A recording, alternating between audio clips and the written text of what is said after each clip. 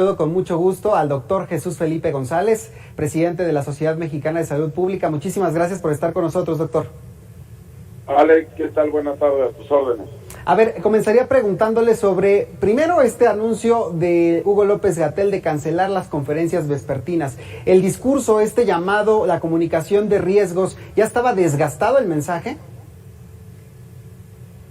Mira, al final hay que entender que es más de un año de conferencias vespertinas y que en un momento dado el tema de estar informando de manera puntual las cifras, pues es un ejercicio que al final es un ejercicio inédito lo que hemos visto como tal. Y yo te diría, ahorita que están bajando las cifras como tal, pues es un buen momento sin que se deje de informar. Seguramente van a estar informando de manera clara y puntual. Generalmente se emite por parte de la Dirección de Epidemiología un informe diario, y yo creo que eso es lo que va a ocurrir como tal, ¿no? Tampoco es algo que deba de sorprendernos o de inquietarnos. Lo que sí yo creo que es muy claro que al final la pandemia continúa y que no podemos bajar la guardia, y no porque se acaben las conferencias vespertinas pues quiere decir que todo vuelve a la normalidad. Yo creo que aquí es simplemente un tema de carácter informativo y que seguramente se va a retomar de alguna otra forma, ¿no? Claro. Ahora, doctor, presentábamos estos datos, por ejemplo, de la Ciudad de México sobre el exceso de mortalidad. Sin embargo, en algunas otras entidades todavía no parece claro cuál es el impacto real de la pandemia. ¿Cuánto tiempo le tomaría a México conocer los datos reales del efecto de la pandemia en nuestro país? Mira, hay que entender que también en este caso, pues las muertes que se van reportando son aquellas ligadas a COVID y sobre todo en materia hospitalaria. Esta pandemia ha tenido un efecto también de funciones en hogares, y esas al final no llegan a hospitales, sino llegan al registro civil. Y por eso estos estudios de exceso de mortalidad, que también pues es claro que al final de todo este recorrido por la pandemia, vamos a tardar seguramente un año, un par de años, en poder tener las cifras finales, porque al final la mortalidad como tal, el INEGI da las cifras puntuales de esto, ¿no? Recientemente se acaban de liberar las del 2018, y esto es un ejercicio que de manera fundamental se lleva con fines estadísticos para ello, ¿no? Señalarte, por ejemplo, que en México ocurren más de 700,000 defunciones cada año hasta antes de la pandemia, y que lo que se está haciendo es, se esperaría un número alrededor de las 700,000 defunciones por año, y si de repente tenemos que son más de 950,000 defunciones, pues hay que preguntarnos debido a qué, y en este momento es muy claro que todo este exceso de mortalidad de alguna u otra forma está ligado al coronavirus como tal, ¿no? Y ponerte un ejemplo puntual, el número de muertes por enfermedades del corazón dan alrededor siempre de 140,000 defunciones anuales. Pues es claro que en el 2020 las defunciones por coronavirus seguramente son superiores a esto, lo que lo ubicaría en la primera causa de muerte del 2020 al coronavirus como tal, ¿no? Ahora, ¿usted descartaría que con estos datos que se han presentado en la conferencia vespertina, que incluso se han presumido por parte de las autoridades, lo cual también hay que decir que es bueno, que haya menos hospitalizaciones, que haya menos defunciones por el COVID-19 y contagios, ¿descartaría usted que una tercera ola de contagios pueda todavía presentarse en México con estos datos que tenemos ahora?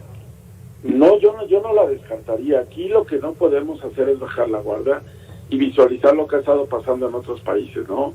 Vimos recientemente, por lo menos hace un mes, como India tuvo un incremento importante de casos y de defunciones. Estamos viendo ahora en países del Cono Sur un incremento importante de casos y también de defunciones, ejemplo Chile. Y recordar que Chile lleva 50% de su población vacunada.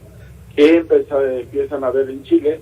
Pues que hay un incremento de casos por bajar la guardia en términos de los jóvenes, y también cada vez más complicaciones en los casos. Aquí mismo en nuestro país estamos viendo cómo pintar. Sí, creo que ahí tuvimos... sí, nos estaba diciendo, doctor. Estamos viendo cómo en Quintana Roo pues hay un incremento importante de casos, también se está presentando en Campeche. No olvidemos que Campeche fue la primera entidad en el país en declararse en semáforo verde, fue donde se vacunaron a profesores, y hoy el número de hospitalizados y el número de funciones está creciendo en Campeche como tal, y eso está pasando también en Tabasco, en Chiapas, en la península de Yucatán. Entonces es claro que no podemos bajar la guardia, que aún nos hace falta mucho en términos de la venta de vacunación, y que no es momento aún de bajar la guardia. Yo creo que haríamos mal en pensar que por el simple hecho de un ejercicio comunicacional inédito, y yo ahí sí lo quiero resaltar, sí, al final pensemos que ya acabó la pandemia, y lo cual no es cierto, ¿no? Yo creo por eso que las autoridades van a dar de manera puntual seguimiento, de alguna otra forma informando el número de casos y de funciones. Es claro, ¿no? Y lo estamos viendo en la Ciudad de México, en el Estado de México, como el nivel de hospitalizaciones que se tenía en el área metropolitana ha disminuido, pero no podemos bajar la guardia y necesitamos aún incrementar y acelerar el proceso de vacunación en todo el grupo poblacional meta, para poder entonces pensar que se puede lograr una disminución de casos y de funciones, ¿no? Doctor, tengo unos segundos, nos pregunta la gente que está muy interesada en estos temas, si realmente estos casos que hemos visto en la Ciudad de México, por ejemplo, de niños que se contagiaron ahora con el regreso a clases, tiene que alertarnos o obligarnos a cerrar las clases otra vez. No, yo creo que lo que tiene que hacer es justo al estar pendiente en términos de la presencia de casos, ir tomando decisiones con base a cómo y en dónde se vayan presentando estos casos como tal.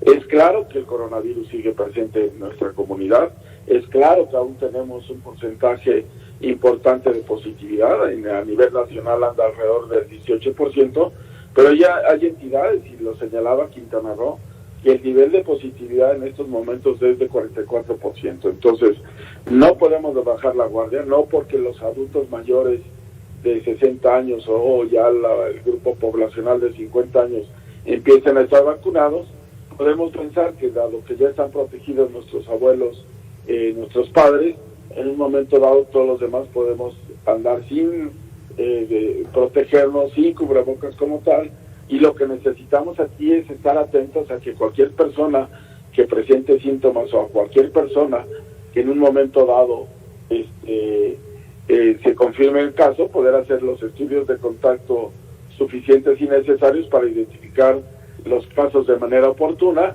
y a través de este rastreo de casos poder aislarlos y poder cortar la cadena de transmisión. Bien. Mientras tanto, hay que seguir usando cubrebocas, la sana distancia, las medidas de lavado de manos y de alcohol gel, y lo que sí es importante, no podemos bajar la guardia aún, y tenemos que estar al pendiente, porque muy probablemente, tanto lo que sea en el mes de julio y agosto, podamos ver en algunas entidades como también empieza a haber un incremento de casos. Esperemos que este no sea como los niveles que empezamos a tener o a visualizar a principios de este año, ¿no? Nada de que ya es verano y que se quiere ir a la playa sin cubrebocas, aunque ya vacunaron a la mitad de la familia. No hay que bajar la guardia, hay que seguirnos cuidando. Gracias, doctor, como siempre. Encantado, Alejandro, cuantas veces quieras, un placer. Gracias, buenas tardes. Ahí tiene usted estas conversaciones, puede recuperarlas en nuestras redes sociales. Hacemos una pausa, regresamos para la recta final, no le cambie.